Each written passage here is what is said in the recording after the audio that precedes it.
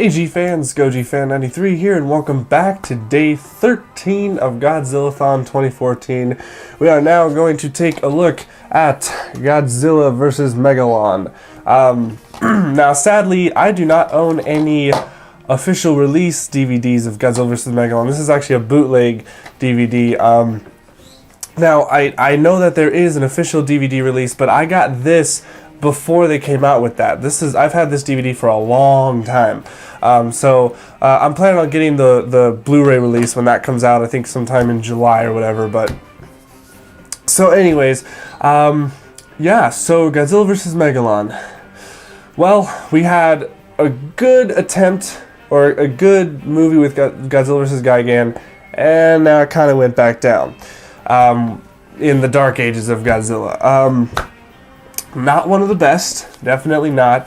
The only thing that I like about this film is the final fight between Godzilla, Jet Jaguar, and Megalon and Gigan. That's really the only part I like about this movie. Other than that, the rest of it is crap. I do not like this movie. I don't like the cast. I don't like the characters. I don't like the story. It's just... It's out of place. But in defense of the movie, this movie wasn't supposed to be a Godzilla film. It was actually supposed to be Jet Jaguar's film. And Jet Jaguar is that Ultraman ripoff looking quote from Ultraman Buddies, a Walmart ripoff of Ultraman. And it was supposed to be his movie, and he was supposed to be fighting Megalon. Godzilla and Gigan were not supposed to be in this, but Toho, because they want money, they said, well, if we put Godzilla in our newest monster, Gigan, then it'll be more marketable. Also, the design for Jet Jaguar was made by an elementary kid. Nice, Toho, good job. But also, I do like Megalon, though. I do like this creature. I think Megalon is a very cool looking monster, and I think he fits perfectly as a partner to Gigan, because both of them don't really have hands. They have, either, they have a claw or drill. So I like that. I think Gigan and Megalon really complement each other really well.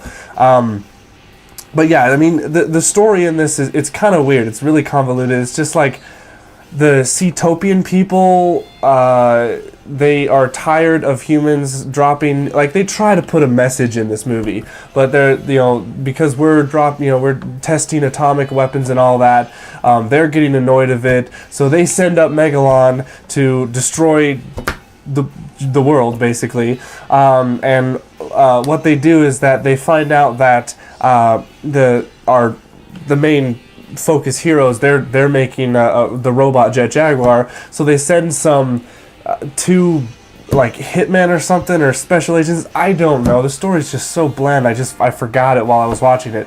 And they try and take over Jet Jaguar. They try and reprogram him to do their bidding, but Jet Jaguar he gets fixed or whatever. I don't know. Also, Jet Jaguar can grow in size, which okay, sure. Once again, kind of an Ultraman ripoff. And it's just, the whole movie is just so boring.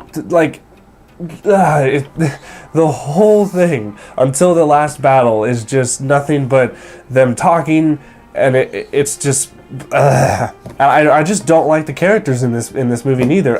They're so forgettable.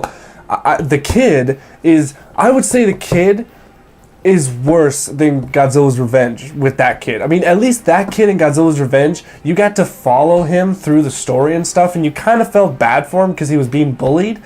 And when you watch the Japanese version, he actually has he's actually not a bad actor.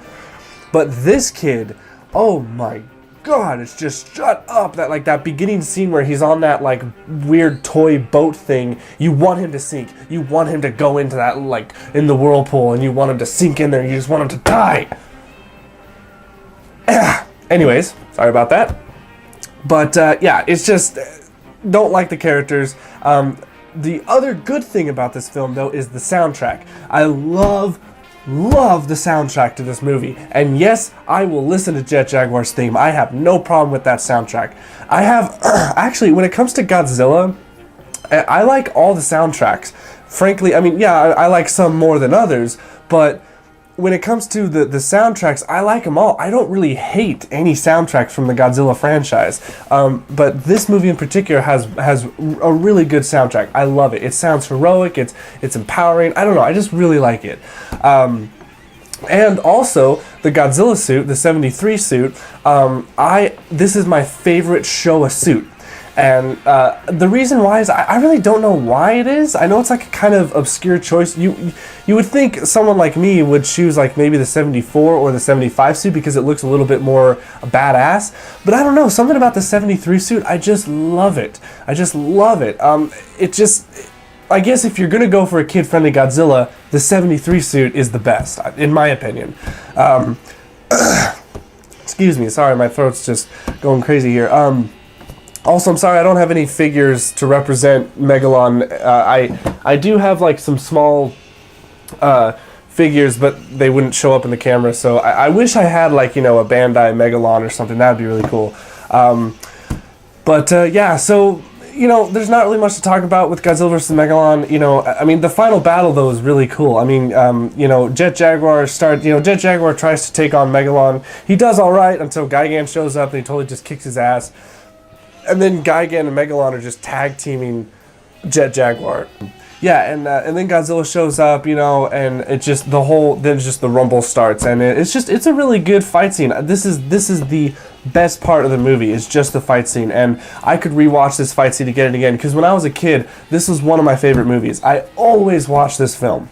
And it's just the final battle, awesome, just pure Showa goodness. It's funny, and also, of course, there's the big what the fuck moment when Jet Jaguar is grabbing Megalon and he's holding him and Godzilla's like, okay, and then he just runs backwards and then just totally flies and like, I don't even know how this works, and then he just drop kicks Megalon. It's completely random but awesome. Also one thing that not a lot of people talk about, or maybe I'm just not noticing it, is when Jet Jaguar has Gigan and he's kind of holding him, and then he like Godzilla's like telling Jet Jaguar something, and then he just totally breaks Gigan's arm. Like Jet Jaguar's just like, Kah! And then Gigan's like, oh god, oh my god, and then he just lifts. I love it when he lifts him up, throws him up, and Godzilla shoots him with atomic breath, and he just falls down. It's just, it's awesome. I love that. I just love that. So yeah, it's all good. This movie's awesome, or the final battle's awesome, but the rest of the movie is just kind of throwaway. So yeah, that's pretty much all I got for this movie. Not a lot to talk about with this one, but if you're gonna watch it, skip to the final battle. That's really all you need. So yeah, that's it for today. Stay tuned for tomorrow for Godzilla vs. Mechagodzilla. And also, really exciting news, today I am probably going to purchase my tickets for Godzilla to see it on the 15th, so I'm going to be able to see it a day early, but you know, I think I'm going to see it at like the 10 o'clock show, so it's only going to be like 3 hours till midnight, so you know, I'm seeing it a day early, but it's only like 3 hours before the midnight release, so I'll put that on my Facebook page of which theater I'm going to go to, so that if you are in the Colorado area, you can actually come see it with me in the theater where I'm going to. So just a little funny thing to throw out there. I know most of you won't be able to do that because I know most of you are in Colorado, but for those who are in the Colorado area, hey, why not? So yeah, so that's all I got. Thank you guys so much for watching. Stay big, G fans.